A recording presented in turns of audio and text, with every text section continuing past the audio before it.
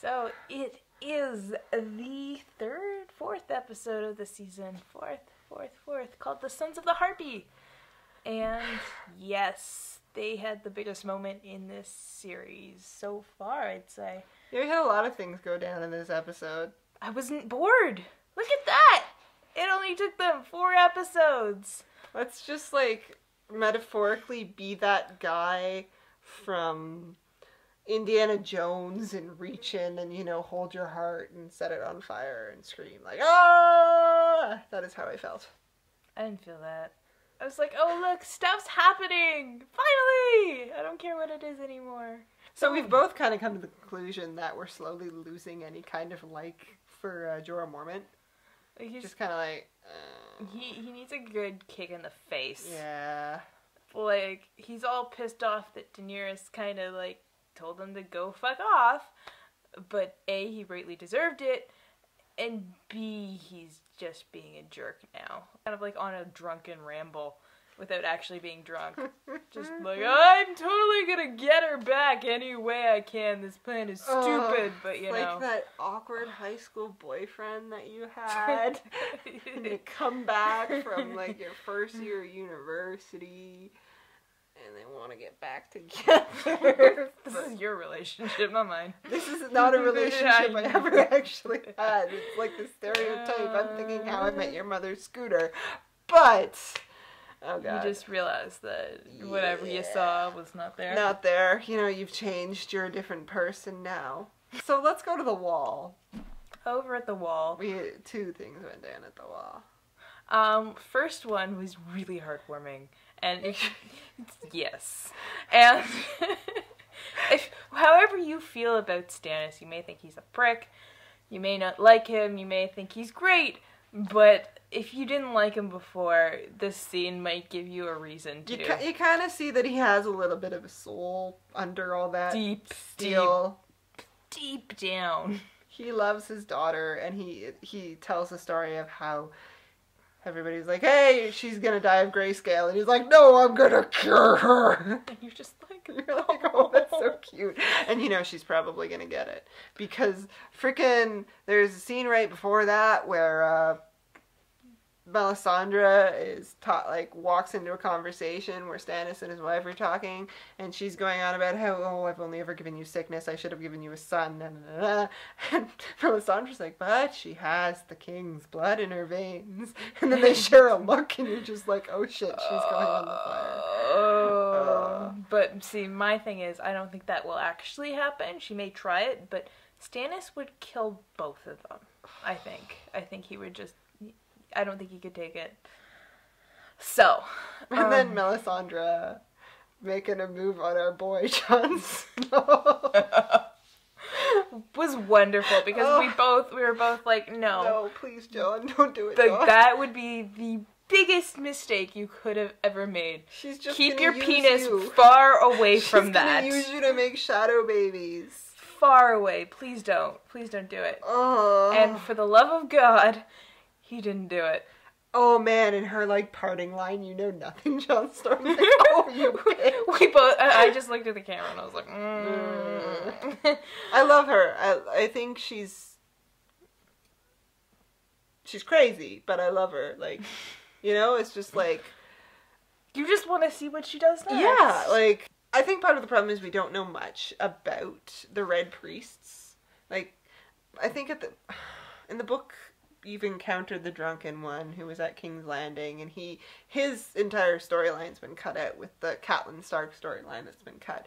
And we kind of saw one with when Tyrion was overseas, but we don't know a lot about them other than, you know, the Lord of Light and stuff. And Shadows and Darkness. Yeah, you don't know what their like. You kind of know what their end goal is, but not really. You don't know how their organization works. You've got nothing to go on. You don't know if she's like just the batshit crazy one. Yeah, you don't know if this is like a legitimate. Hey, Melisandre, shit's going down. Why don't you go to Westeros and like do stuff? Yeah, and I mean, she seems to be on her mission, but is it supported by the church? Is she a renegade? Like, nobody knows. She's just there, and she is the devil on Stannis' shoulder. And I like how she had a few digs on Davos this episode. Like, you trusted Davos and you left me behind. Are we going to do that again? No, we learned our lesson. Didn't we? Mm-hmm. Yeah. Oh, okay. So moving on to Littlefinger and Sansa. Oh my god, Littlefinger. You know, I defend you a lot. Like, I do. I do, because you're an awful human being, but you're an amazing character. Like, he's a very well created character. And this scene was everything I wanted at the beginning, where he's just like, this is what's going down. Stannis is going to come here. You're going to be made Wardeness of the North because you are the last Stark, and he's going to need you. Well, what if Stannis doesn't come? Well, then you make that Ramsay Bolton guy your own, and you just, he's totally in love with you. He's totally and I was in love with you, and you're just like, yeah, right, no, totally not. Whatever, Littlefinger. But he's like, you have learned from the best how to do this. You can do this. You can totally do this. And I'm just like, this is what I wanted. I wanted her to be like his little like protege, and then he's gonna go off and she's gonna like do all these crazy things, and he's gonna come back and she's gonna kill him. That's what I want. But then he has to kiss her, and I'm like, no, you creepy old man. Do not touch Sansa. Do not touch her. I thought we moved past this, you creep. And then her like jab at the end, her like, oh, when you come back, I'll probably be a married woman. And I'm like, I really hope that is the beginning of this like character development for her. Like this, like her kind of starting to do stuff herself, you know, not be. And I don't know, it was nice to get like a harkening back to Lyanna and what kind of happened back then, because you kind of forget. And they were talking about how Rhaegar, you know, fell in love with Lyanna and, you know, dissed his wife for her. And then, you know, Littlefinger was like, oh, well, their love brought down a kingdom. And Sansa was like, he kidnapped her and raped her. How is this her fault? I guess they're trying to parallel, like, everything bad that happened with Lyanna to everything bad that happened with Sansa. Yeah. Like, I can see that a little bit.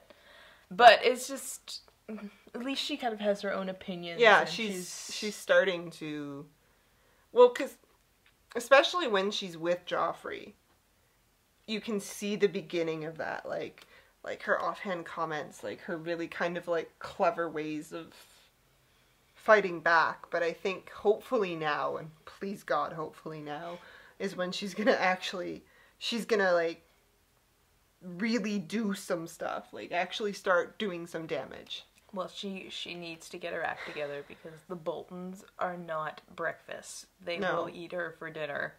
She needs to buck up. And I hope that she recognizes Theon. Because if she can like use Theon as like a leverage, like find a way to use him against Ramsay, like convert Theon to the ways of, you know what I mean, like, because Theon is like totally useless right now. But poor guy. You know, that's probably what's gonna happen, is she's gonna get to Theon. I wonder if she'll recognize him to begin with. How long do you think it's gonna take? I don't know. I've given up guessing for this show when stuff is gonna happen.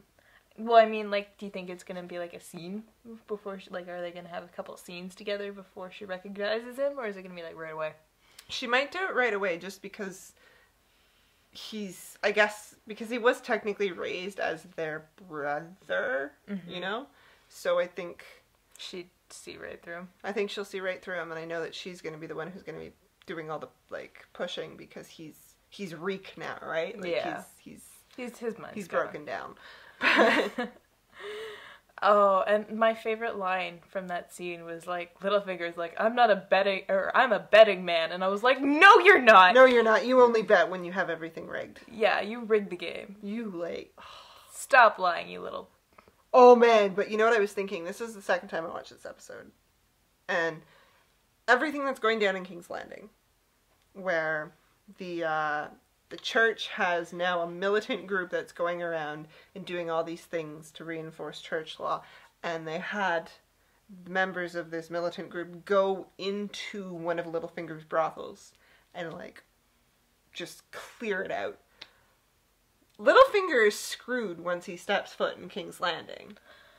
I don't think he would let them catch them, though. Like, I think he's gonna know what's going down, right? He's not gonna walk into the city and just be like, oh, look, I'm here! Oh, shit, look what's going down, right? He's gonna know, and he's gonna have ways to avoid them. Yeah, but he's just going to a really desperate situation, and I kind of hope that Cersei's calling him back to get him locked up. That would be amazing. That is what I want. I want to see him struggle. Oh yeah, I love him. He's messed up, interesting character, but he has been clean for too long. Like, everything has to catch up with him eventually. Everybody's had some sort of comeuppance at this point. Like, even Cersei, who's had, like, you know, Joffrey kick the bucket and that's destroyed her, right? Like, so she's had some things happen to her. Not as much as is going to happen to her, but, you know, Littlefinger's the only one who's just clear sailing all the way through. Mm-hmm. So... but the thing about that I love, if that's the route they're going, there's so much stuff that Littlefinger has done that nobody realizes, and he pretty much flaunts. Everybody knows that he runs these brothels. So how funny is it? Like, the one thing that he's like, no one can really touch me for is gonna be the thing that might take him down. I think that's great. Like, that is beautiful. That is just like set up beautifully, and I want that so badly. I either want it to be Sansa or I want everything to catch up with him. So, on the King's Landing front, yes, okay, so they've gone in, they cleared out all the brothels, punished all the people who were there, all the whores, just not a good time to be a prostitute in King's Landing. Especially if you're a dude prostitute. Yeah, apparently they have a thing against homosexuality. And that means people like Loras are in jail / being tortured. Not Loras! So Loras gets thrown in jail, and Marjorie is naturally pissed. Because who orchestrated this uprising of religious people with swords, nuns with guns? None other than Queen Cersei, because she sees it as a way to grab power and strike out her enemies who have all been sinning. Not that... Oh, sweetie, you are so screwed. I mean... Just, if anybody sinned, let's be real here. I hate it. I hate it when characters, like, of course I just spoke about how Littlefinger making his own grave. But I hate it when characters do it.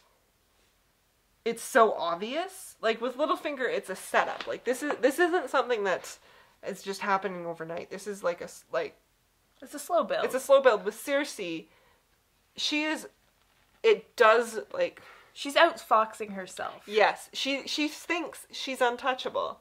She's not making any contingency plans for herself. She's just like, oh, I'm totally right. This is totally smart. I'm totally ahead of everyone else. No. And I think that's what her biggest tragic flaw is, that Cersei is quite smart, but not smart enough, you know? Like, yeah. She's just kind of does what she thinks right. She doesn't think everything through. Back to my high school metaphors. She's like that kid who's like honor roll. Like, they peak in high school, right?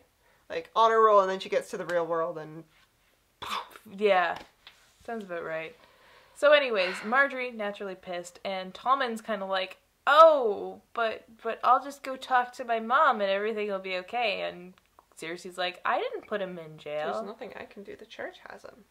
And so Tommen's like, I'll totally just go talk to the High Sparrow. And the High Sparrow won't even talk to him. And Tommen's like, oh, well, I'll go talk to him later, Marjorie. And I love it. We're watching these scenes with the High Sparrow, and we're both sitting there like, who the hell is that? Like, the voice is so... It's Governor Swan from the Pirates of the Caribbean movies. And we're like, oh, fuck. How did I not see that? I know. It's because he doesn't have the wig. That's why. It's true. Put on that wig. Ah! But anyways, so Marjorie, I think, is slowly realizing that if she wants anything done, she's going to have to do it herself. I hope she gets her grandmother to come back. I love that woman. Olenna Tyrell is She's great. just amazing. And I mean, Cersei's kind of kicked her father out of King's Landing. She sent him off to Bravos to negotiate with the bank. Cersei, sweetie, why? You have stacked the small council in your favor, and now you're whittling them away.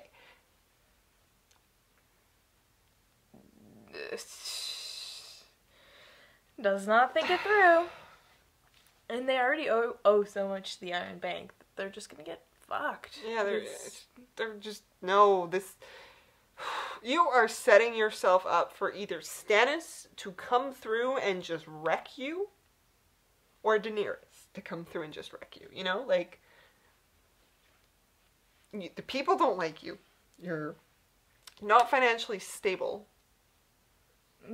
You've just given the church a stupid amount of power. You've got like a boy king on the throne. It's not. This is not good. Like, this is not. And on top of that, she's whittling away at the people that they do like, i.e. the Tyrells. Yeah, like. So she's just destroying their power base. It's because she's taking, like, her personal biases. We're back to why Varys and Littlefinger are so successful, because they're playing the long game. When people like the Lannisters, their instant gratification, well, I don't like Marjorie Tyrell, so I'm gonna send her father away. Like, you're not weighing people for their strength.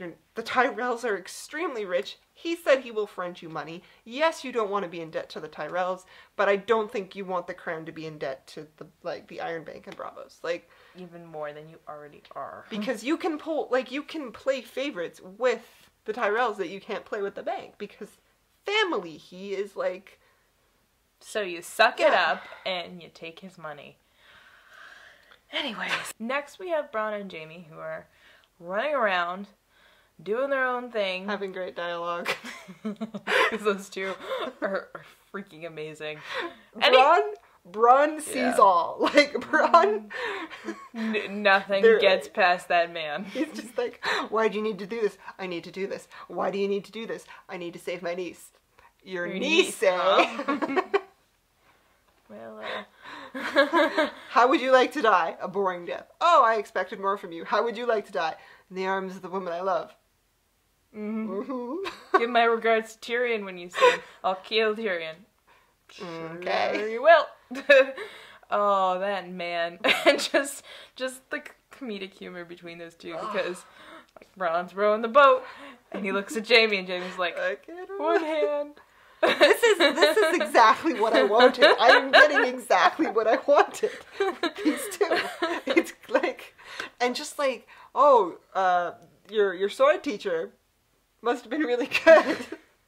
And that scene for me was hilarious, because you know he's fighting one of the Dornish guard guys. Yeah, and Jaimie's like totally floundering. He's kind of just getting his sword in the way, and then the guy goes in for the kill, and Jaimie just kind of reflexively puts his one hand up, and then it like stops the sword, and he's just like, oh, that worked! Look at that! I did it! Oh my god! And then he stabs the guy. It was just...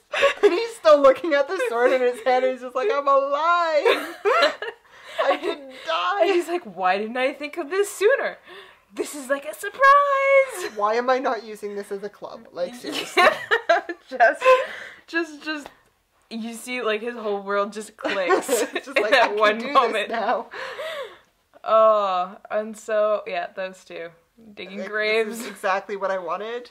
So thank you, Game of Thrones, because very rarely do I get what I want. Well, at least it was good. Because next on the list is the Sand Snakes, which we have been excited for 2 seasons. And... A, the build-up sucked. And B, they were just stereotypical. Yeah, like, okay. My major issue is Game of Thrones really simplifies its female characters. Like, they won't, like, to one thing. Like, you have, like, with the Sand Snakes in the book, they wanted to put Myrcella on the throne, because in Dorne, women can inherit the throne. And Myrcella is older than Tommen, so therefore it make a lot of sense. Right. So the plan is get her on the throne, and because she's engaged to the Dornish kid, bam. Awesome. Yeah. What we have instead is, what was her name? Oberyn's consort, who is just, her character has been completely flipped because it's kind of assumed that she was very kind of similar to Oberyn in like his mental state, mindset, you know, free love, la la la la, we don't hurt little girls in Dorne. Now she's just like this fanatic revenge. Yeah, she wants to hurt Myrcella just to get back at the throne. There's no thought to it. There's just, hey, pure revenge. Let's stab some things. And the Sand Snakes are basically being set up to be her henchwomen kind of deal. And you don't even, like, they try to explain what the Sand Snakes are through this one monologue that this one character has about her father coming and taking her from her mother. And, like, how he, like, was like, you can choose, like, a woman's tears as your weapon, or you can have this spear. But it doesn't really take into account all the nuances that the Sand Snakes had, where they were beautiful, they were sexy, they were smart, but they were also very, very dangerous. And they were different from one another. That's another thing. And they're not. They still have the chance to redeem themselves because that scene was so brief. But from what I can see there, they just look like they're gonna be like, oh, rah, let's kill some things, and that's gonna be the end of them. They're missing any kind of depth that you would hope from characters who are supposed to be main players and are pretty fascinating. And so now we've successfully divided Dorne into two things. We have uncomfortably peaceful, ha ha ha, we're not making a move. And that's another thing that kind of really pisses me off, that the prince, he is in the right, in my opinion. Like, everybody has a right to be upset that Oberyn died, but how he died was technically legal. Like, yeah. He walked into that kind of fully knowing that that could happen. And I'm just really, really mad that they've kind of turned the consort into, like, this shrewish Lady Macbeth figure without the complications of Lady Macbeth, you know? Yeah. And it's depressing because I loved Dorne. I loved Dorne so much. The thing is, we haven't been there very much. So I am hoping, like, with Jaime coming in there, with the Sand Snakes coming in, they're gonna take some more time and actually be like, hey, this is what this place is like, rather than just, oh, these characters do this. And so don't throw it out the window yet, but there's a possibility that this part is complete garbage. So. And lastly, we have our girl Daenerys. And so, funny story. The Daenerys bit has I always forget how to pronounce his name. I call like Selmy. She's hanging out with him, and he tells her this story about how Rhaegar used to like to go into the streets and sing and get money, and, you know, he'd either give it to charity or he'd give it to, like, they'd get drunk on it. Like, you know, Rhaegar is a very interesting character because you have the two sides. You have the whole awfulness with Lyanna, and then you have how wonderful he supposedly was. Yeah, he's almost like a poetic fairy tale knight kind of thing in most people's minds. And so she tells him this story. Well, he tells her this story, and she goes off to an audience, and he goes off wandering through the streets. And then the Sons of the Harpy attack a group of citizens. A bunch of Unsullied go in, and they are just getting slaughtered. There are, like, tons of Harpies versus the Unsullied. And we had a discussion about this, about Unsullied, and how they're not really good for street combat. They're more kind of like an army situation, not like a police force. Yeah, they're not trained for this crap. So Grey Worm is fighting for his life, and in walks our buddy the Knight. Now, the first time I watched this, I tend to watch the show Monday morning with my dad. My dad's three favorite characters are Bronn, Brienne, and Selmy. They all start with B's. Yeah, it's weird.